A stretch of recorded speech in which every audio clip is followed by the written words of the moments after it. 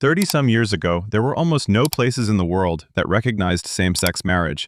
Today, more than 30 countries have written marriage equality into law, covering roughly one-fifth of the global population. For many people, that's a long overdue piece of good news. But we rarely talk about another group of people.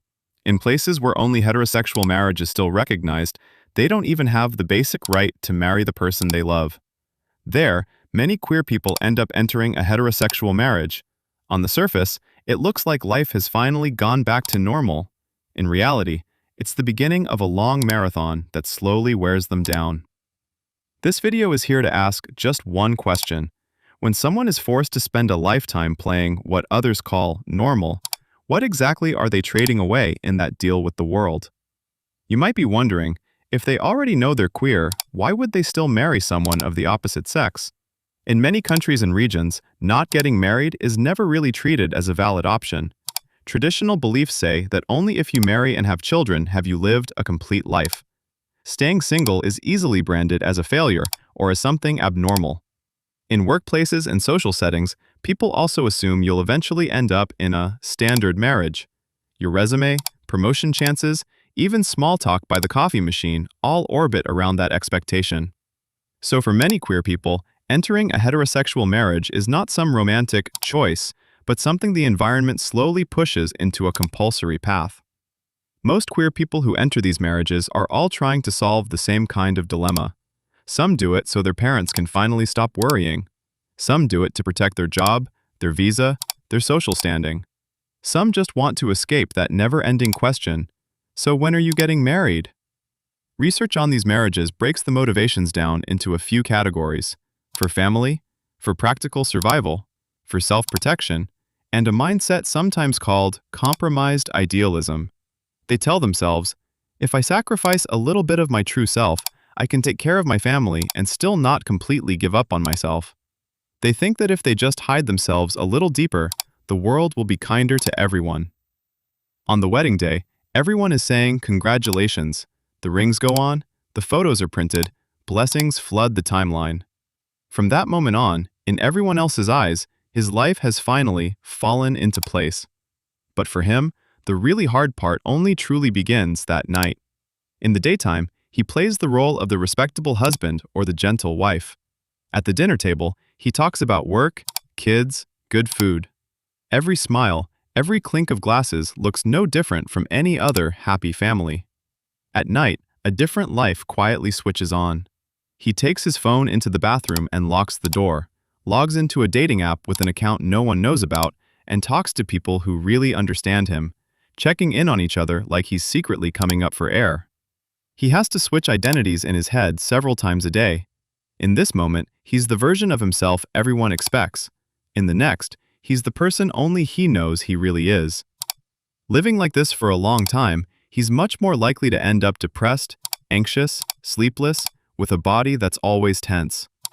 Some people lean on alcohol, on endless overtime, on mindless scrolling, or on one fleeting encounter after another, just to numb that feeling of, I'm acting my way through my own life. It's not because he's especially weak. It's because every morning when he wakes up, the first thing he has to do is put on a shell that someone else chose for him and tell himself, I have to play this role well again today. Play it long enough, and a person slowly starts to forget what they were like before the role began. On a forum, someone once asked, to the gay men who are married to women, what are your stories? One man replied like this. He had known since his teens that he was gay, but in his world, the word homosexual only ever showed up in insults and in sermons. So he followed the standard script: date a girl, get married, have kids. He genuinely loved his wife. He loved her as a person, loved her humor, her intelligence, and the way they worked as a team raising their children. But he had only ever felt physical attraction towards men. Their marriage existed in this strange in-between, emotionally close, physically distant. He wrote, every day I feel guilty. Guilty toward my wife because I can't give her a truly complete partnership, and guilty toward myself because I keep locking my real self back in the closet, over and over again, without finding the courage to come out. This isn't something you can explain away with a simple word like deception.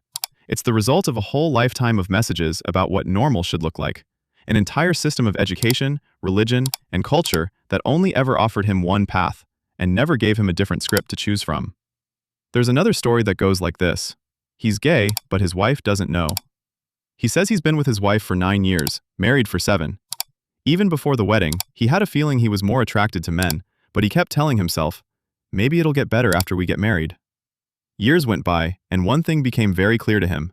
He genuinely cares about this woman he shares his life with, but he's still not attracted to women. He says, "It feels like I'm secretly living 2 stolen lives. I've stolen her time, and I've stolen from myself the chance to live honestly." He has no idea how to start that conversation. Divorcing her would mean shattering the family he built with his own hands. Staying means waking up every day and continuing the lie. He talks about how he's had insomnia for years. There's nothing wrong with his heart on paper, but he constantly feels on edge, with a tightness in his chest that won't go away. These aren't melodramatic movie scenes. It's the shared physical pain that so many people in mixed orientation marriages carry in their bodies. There was a man in his 40s who told his story like this. He grew up in a deeply religious family where he was taught over and over again that being gay is a sin. So he did exactly what was expected of him. He got married to a woman, had children, and tried his best to be a good husband and a good father. It wasn't until middle age that he finally had the courage to say one sentence to himself. I'm attracted to men. I'm gay. Coming to terms with that, while still inside his marriage, felt like both a rebirth and a tearing apart. On one hand, he felt for the first time that he was honestly seeing his own desires and identity. On the other hand, when he looked at his wife and children, he felt an enormous weight of guilt and fear. He kept asking himself, if I tell the truth now, will their whole world fall apart with mine? He says he has spent half his life inside this marriage. The price has been a daily tug-of-war in his mind, living a double life between who he is and who he is supposed to be, and being in pain almost every single day. Now, he says, there's one question I think about all the time. Do I dare use the half of my life I have left to try and become who I really am? These stories are not rare exceptions. Some studies estimate that in certain countries, roughly 1 in 5 gay men will, at some point in their lives, marry a woman, sometimes simply by following the expected path when they are young. Other research suggests that more than 80% of these mixed orientation marriages eventually end in divorce. Within these relationships, many queer people carry long-term burdens of depression, anxiety, and a deep sense of low self-worth. By day, they hold together a normal life. By night, they face insomnia, racing hearts, stomach pain, and a kind of exhaustion that no amount of sleep seems to fix. Until one day their body forces them to stop, because it simply cannot take any more. For most queer people, a marriage that goes against their own heart is, more often than not, a dead end. It is not a shortcut to a normal life. It is a detour that slowly wears them down. Being brave enough to be yourself has never been a light, throwaway slogan. It's about trying to stay real in the small cracks that reality still allows you. In all the places where you may have no choice but to compromise, you can still try to protect at least one small corner for yourself. To quietly admit, this is who I am, and to stop treating that truth as if it were some kind of mistake. This video is not here to make that decision for you. And it's not here to casually tell you, then just don't get married. We know that in different countries and regions, every queer person's reality is different. Some people genuinely have no path of escape right now.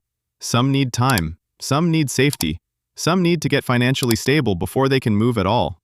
What we're trying to do is simply make one thing clear. When you don't choose yourself and step into a heterosexual marriage that was never really yours, what you give up is never just a wedding photo or a marriage certificate.